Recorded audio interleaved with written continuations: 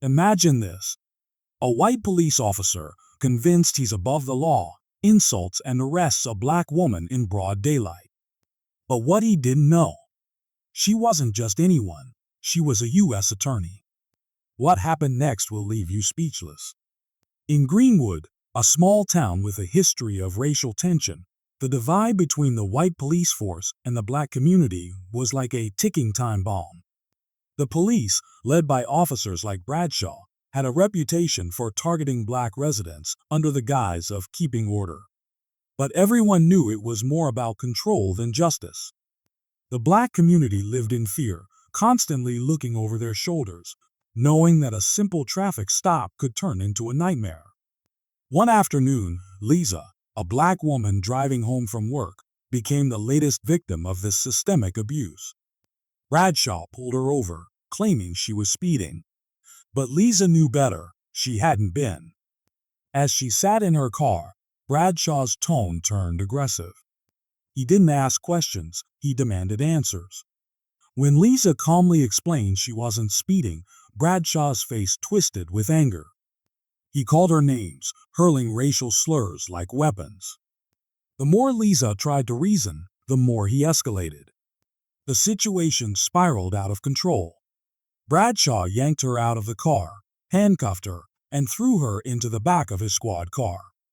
Lisa's protests fell on deaf ears. To Bradshaw, she was just another black woman he could push around. But what he didn't know was that Lisa wasn't just anyone. She was a U.S. attorney, and she had the power to fight back. The question is, have you ever felt powerless in the face of injustice? What would you have done if you were in Lisa's shoes? Let me know in the comments. As Lisa sat in the back of Bradshaw's squad car, her mind raced.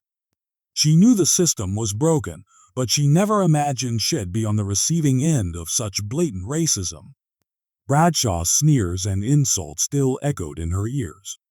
"You people always think you're above the law," he had spat, his voice dripping with contempt. Lisa clenched her fists, her anger simmering beneath the surface.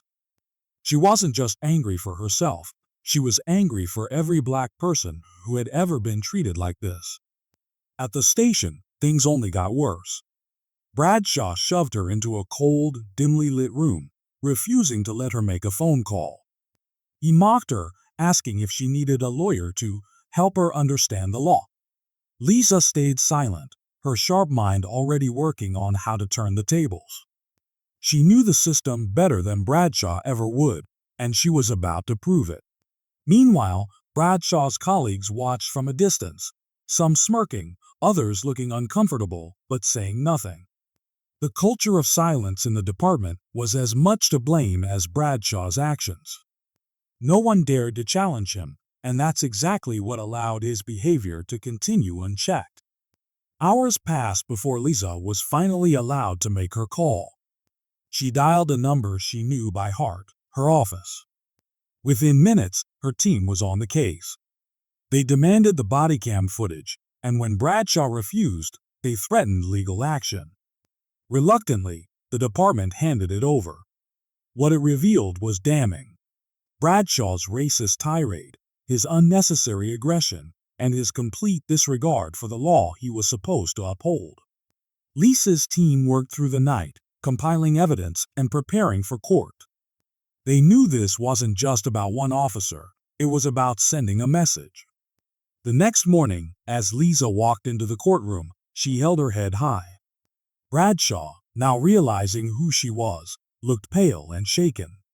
The question is, what would you have done if you were in Lisa's position? Would you have stayed calm, or would you have fought back in the moment?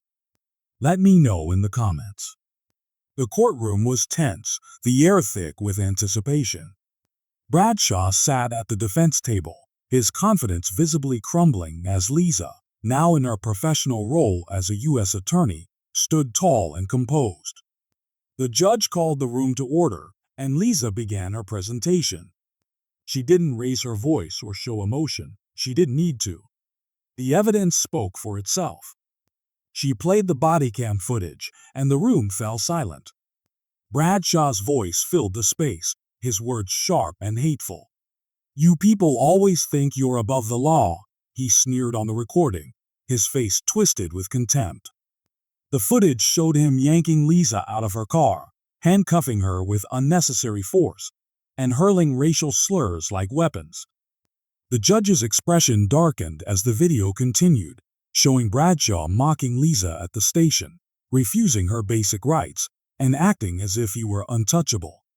When the video ended, Lisa turned to the judge. "Your Honor, this isn't just about me. This is about every person of color who has been targeted, harassed, or abused by those sworn to protect them. Officer Bradshaw's actions are not just a violation of the law, they are a betrayal of the public's trust." Bradshaw's lawyer tried to argue, claiming it was a misunderstanding, but the damage was done. The judge's voice was firm as he delivered his ruling. "Officer Bradshaw, your behavior is inexcusable. You are hereby suspended without pay, and this case will be forwarded to Internal Affairs for further investigation." The courtroom erupted in murmurs, some people clapping softly, others shaking their heads in disbelief. Bradshaw looked like a man who had just realized his world was falling apart. Lisa didn't smile or gloat. She simply nodded at the judge and walked out, her head held high. The question is, what do you think should happen to officers like Bradshaw? Should they lose their jobs, face criminal charges, or something else? Let me know in the comments. This story isn't just about one officer or one arrest. It's about the systemic issues that still exist and the courage it takes to stand up against them. If this story hit home for you, hit that subscribe button. Please note this is not a real story, it's a work of fiction only for education and entertainment purposes.